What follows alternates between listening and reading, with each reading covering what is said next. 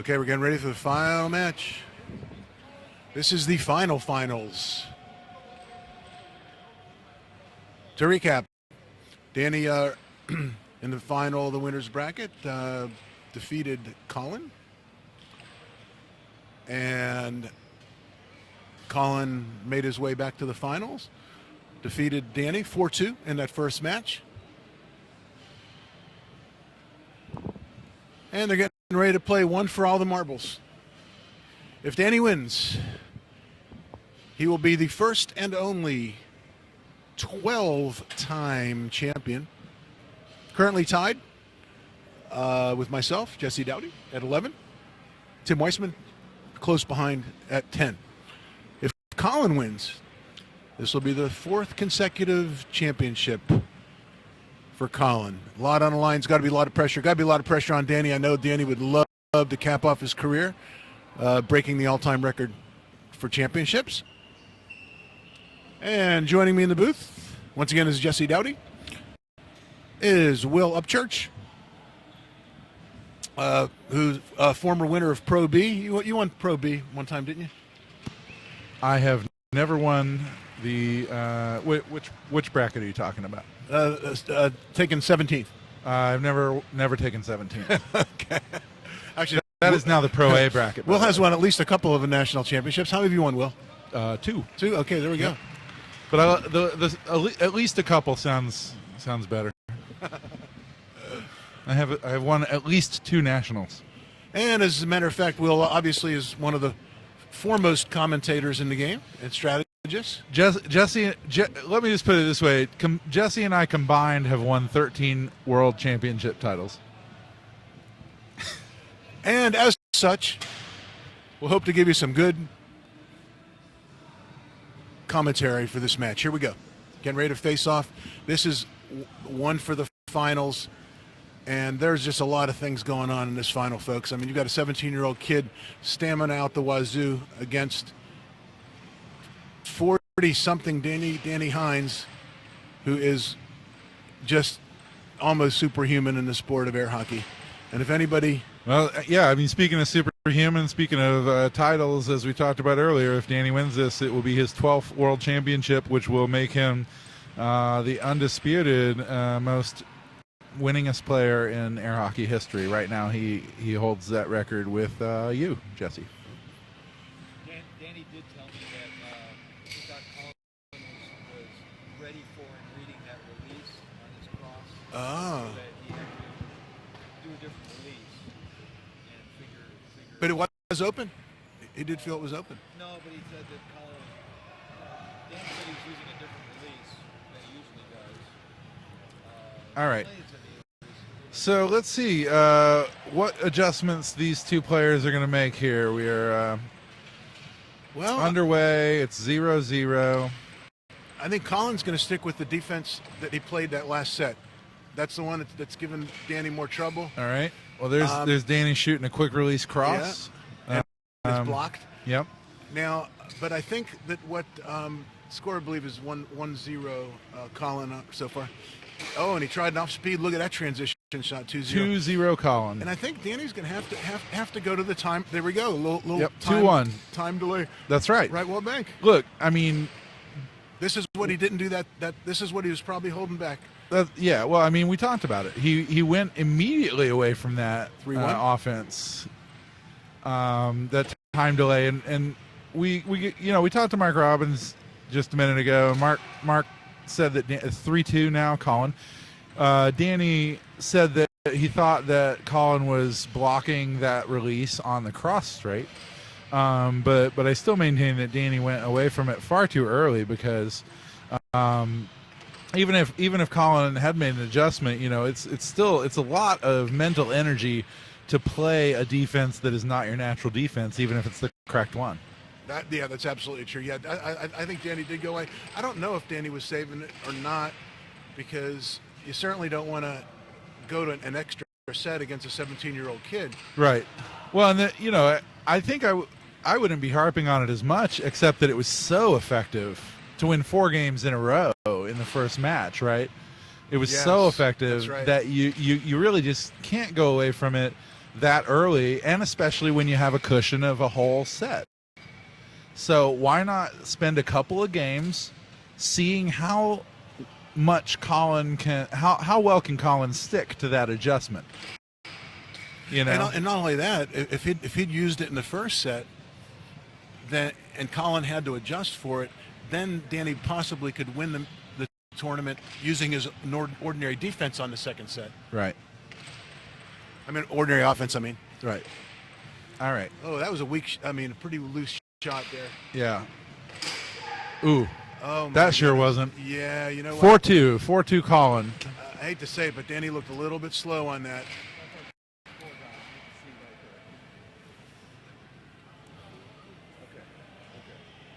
You know, one of the hardest things, you know, in the sport of air hockey is being on top of things in the finals stamina-wise. And Danny's always had such a strong will that he's been able to overcome any fatigue Oh, factors. 5-2. Wow, Colin is And ripping those. Sorry, go ahead. you know, but there's only so much that you can do as a human being Yeah. in terms of stamina. And he went for Goes left off. under. It was open too. And I want to say this. I've seen Danny, as you're saying, I've seen Danny fight through fatigue. You know, we may think he's tired. He may just look tired. He may be tired. But I've seen him win many, many world championships 6-2. as a tired player. But right now Oh, no. it's 6-2 Colin. Yeah, I mean, so have I. I mean, you know, there have been times when I just, you know, said to myself, "Oh, Danny doesn't have enough left to win this tournament." 6-3. Boom, he wins the tournament. Yep. So, But as you were talking about earlier, I don't know how many times it happened, once or twice, Tim coming out of the losers bracket and beating you in the finals 2 sets in a row. I know at least once it happened, and I think it was 8 straight games. 8 straight games, absolutely. And as much as Colin reminds me of a young Tim, I could see Colin just taking this set Game pretty, 7-3. you know. It's very possible. And I mean, I've been there where Danny's at. Yeah. And I've been there, you know, as an 11-time champion where Danny's at.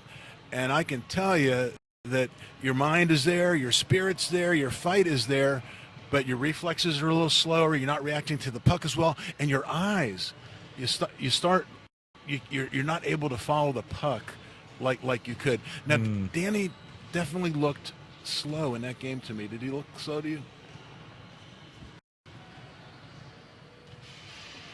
Did he look slow?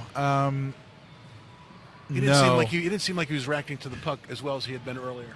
I'm going to attribute that to Colin. Colin was hitting some incredibly fast and powerful shots and keeping them on the table. I don't think Danny looked slow. I think Colin looked like another level. That might be another way. That, you know, another way of looking at it too, because you know, but the stamina has to be into it, because even in my later years when I wasn't winning anymore, a lot of times the first day of the tournament I was still the strongest player in the tournament. It does, but a tired Danny Hynes is still one of the greatest players in the history of the sport, and and maybe the best. Yeah. And so I think Colin is really picking it up a notch believe me, here. I'm not selling Danny out at all. Are you kidding? 11-time national Yeah. champion. He's probably got several tricks up his sleeve he still hasn't used. Wow. See, Colin is just hammering those unders, and Danny coming out with that shot, hitting it off the table. It wasn't even a real shot. It was hurried. It was not. It was, you know, it wasn't on goal, and it just goes off the table. And look, oh my God. You know, that's the kind of thing that Tim used to do to me in my later years. Where all of a sudden, Colin, he's hitting everything out of and you know, 3-0 Colin. I mean, it's just unbelievable. I Yep. mean, this kid looks like he's as fresh as the first game of the tournament. Yeah, Danny's trying to get himself pumped up now. Yep. We've seen Danny do this in the past. That's right. Where all of a sudden, man, he just jumped to new levels, and let's see if he can do it again. Well, I mean, you can certainly get some adrenaline pumping for yourself, and that can take you through. Can it take Danny through 4 games with Colin playing offense on 4-0, and that's 4 hard under banks that are not even threatening to go off the table. Colin has adjusted his release. Yeah, they're smooth now. They're very smooth now. They're and that's why he can do it off that just ultra fast diamond drift. like he's doing. And so, you know, it's going to be interesting to see. But right now, it certainly looks like Colin is. And then 5-0? Danny blocked that one into so winning. Yeah, 5-1. Gave one. Okay. Yep. I think Colin was advertising on that shot, but he's not going to play that defense on very many of those. No. Well, I think. Yeah. He went back to his normal defense on that last one. Yeah, I see the release that Colin's using. Oh, Danny's hitting. These shots are open. There's 5-2. that cross. 5-2. Yeah. But he hit 3 shots to make one because 2 of them just barely missed. And that's a definite sign of fatigue. And I don't want to over talk about fatigue, yeah. but when you that's a definite sign. The accuracy goes just a little bit, but let's see what happens. 6-3. Oh my goodness. 6-3. Tell you who's not fatigued is Colin. The shots he's hitting are now all of a sudden Colin's like the kinds of shots that we expect to see in an air hockey finals. There's something special about the finals. Every year, every tournament, you see the same players that you've watched all throughout the weekend, and they are able to take it to another level. Yeah, and Colin really looks sharp. I mean, this is the sharpest I've seen him look so far. Yeah, he sure does. This is really history repeating itself right now in front of our eyes. There we go. 6-3. And now he's going with the cross. Yeah. Now keep in mind, we've known that the cross should have been open. And Danny 7-3. Oh my God! An off speed right while under. You know, for most players that wouldn't have been an off speed, but it was certainly even for Colin. But the way Colin was hitting those unders that game, that was not as fast as it was, but it didn't need to be as fast because Danny simply. When I was in my 40s trying to play Tim in a final. Danny simply cannot defend. I don't know if Danny is All right, they're going right back into it. Like I said, Danny doesn't wait at all. Danny doesn't wait. It's not going to help him to wait a minute, so he doesn't wait a minute, and he comes out and scores on Colin. In the first game of the finals, Colin was knocking the puck off the table massively at 9-10. All right, Danny gets possession again, tries an off speed, and Colin comes right back. That observation, yeah. Colin comes right back with shots a are standing. powerful underbank to make it 1-1. Yeah. 2-1 Danny with the off speed. So, you know, if Danny can get some offensive rhythm here, he doesn't need to shoot powerful shots. He just needs to shoot the right shots.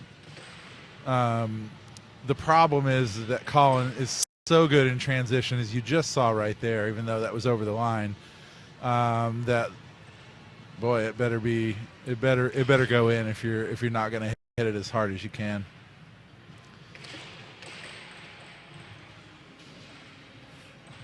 I think that at this point in the match, there are things that are going to score on Danny that ordinarily would not score. Well, there's no way to tell because the shots that Colin is shooting 3-1 or 2-2. I'm sorry, 2-2. It's not taking him along, yeah. Yeah, he's just going under Danny's mallet. Danny is not getting back quickly. Can't do it, and I guarantee you. A little bit, yeah. The viewers out there should be looking. The first time Danny does block one of those hard unders, you can watch Colin open up a variety of straight shots based on the adjustment that Danny made. Colin so there's just hammering those left walls. Yeah, he made a left wall over there. Now a right wall over and a transition forehand. Wow. 4-2 Colin. Colin is now freewheeling. Yes. Remember we said that's him at his best. And honestly, he wasn't. That's 5-2. He was not able to freewheel in that first set, or he didn't get there. Yeah. But now he's feeling it so much that he's there, and he's shooting every shot in the book, and boy, it's really impressive. Now he's feeling. I feel for Danny because I know what it's like to be on the other side of an onslaught like this. 6-2. Now yeah. hitting. That shot. It's hard to even say that shot is set up. He's just, you know what that delivery reminds me of a young Robert Hernandez during his championship days. The way he would hit the puck back and forth without contacting the rail. You know, it's just it's so fast what Colin's doing, and then these shots that are coming out of it are very impressive. Colin's really taking control of this finals. Yes, he has. Very impressive.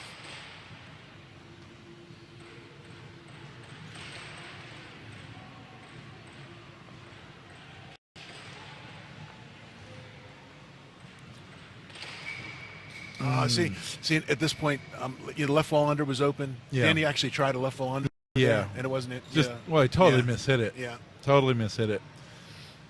He's also picked up his pace. It looks like Danny. I mean, Danny can play fast, but it looks like Danny's matching Colin's pace, which is always a bad idea. You know, even if you have that pace in your game, if your opponent is killing you with pace, trying to match it is not gonna go well for you, even if that's part of your game. So Danny's got to do something to slow Colin down a little bit. And like you said earlier, it's all about scoring. Danny's putting so much energy into drifting, and then the shots that are coming out of the drifts are not quality. See, that was a slower drift and a higher quality shot. He's going to get 6-3, Colin. Look for Colin to go under here. Oh, 6-4. Yep, got tricky, missed an over. Danny made him pay. By the way, Danny's capable of making huge comebacks. Yep. Oh, look at Danny's mallet now on defense. It's back and forth. He's got some energy. He's going to try to make a comeback here. That's right, 7-4. But what was that last shot? Was it left? Left wall under. But I like what I saw out of Danny there. I think Danny's going to make a big push here. I think he realizes that he was spending all his energy on the wrong things when all of his energy needs to be spent on hitting perfect shots. You know, I've got to think. Remember earlier on, we were talking, and I was saying that left fall under's there. Why isn't Colin using it? Well, he was saving it. He was saving it. That was the shot that he really wanted to be able to dominate and close out the match with. Okay. Yep.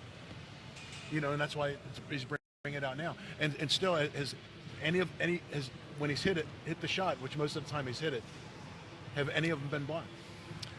Nope. I don't remember any of them being blocked. That was the shot Certainly not in that was going to win the match for him. In other words, if he needed a miracle comeback, that would have been the shot he would have pulled out. But ideally, that was going to be the one he uses to close out the shot.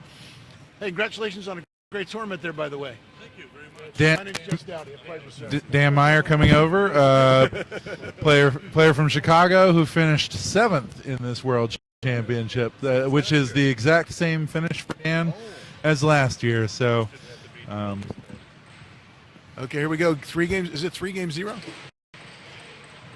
3-0 in the finals.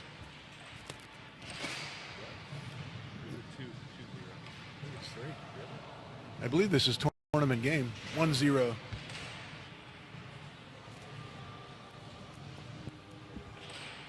gonna find out?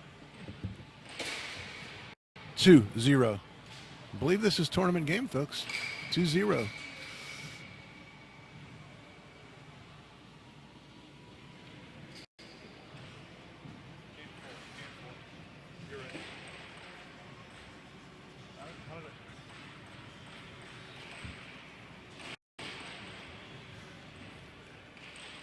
Yeah, Colin's like an offensive machine right now. he is. We've seen this before, and last time Danny came back 4 straight games. Yeah. So Danny is not going to go down without a really intense fight. But it's 2-1 Colin, 3-1 Colin. 3-1. Colin's Wow. just got it all working right now. Yeah, he shifted gears. Now he's back to a much faster 4-1. This 4-1. is Look at that. truly Yeah. reminiscent of those early 10 years. I got to tell you, Absolutely. This is, it really I was is. a victim of some of those. 4-2. That was a great shot. 4-2. Danny's got some great shots, but 4-3. 4-3. Ooh. That Danny's 5-3. Wow, a under. forehand under. How in the world could anybody have been ready for that at this stage? Oh, 5-4. Danny's Yes, still these fighting. guys are putting on a show First time now. to beat Danny is right in the end like this.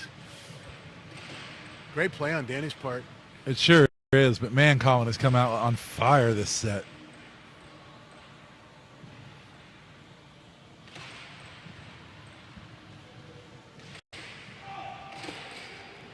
Colin almost scores on himself, has the wherewithal to get it back, knocks it off the table. It'll be Danny's puck. It's 5-4 Colin. This is a moment for Danny right here. Yeah, you know it. I can tell you, you do not want Danny to even get a game, and if you're Colin, Yeah. that one can turn into 4 so fast it's not even funny. Yeah, but unlike last time, Danny doesn't have a program this time. This isn't getting the combination. This is just transition great shots. This is just great shots, and if Danny can keep this up for four games and win them, then he certainly earned his 12th title. But it's not going to be like it was in the last match, and Colin's got to feel really good about this right now. He's up 5-4, 6-4 on a cut. Match tournament point 4. Tournament point 4. Oh, wide open cross. It was open.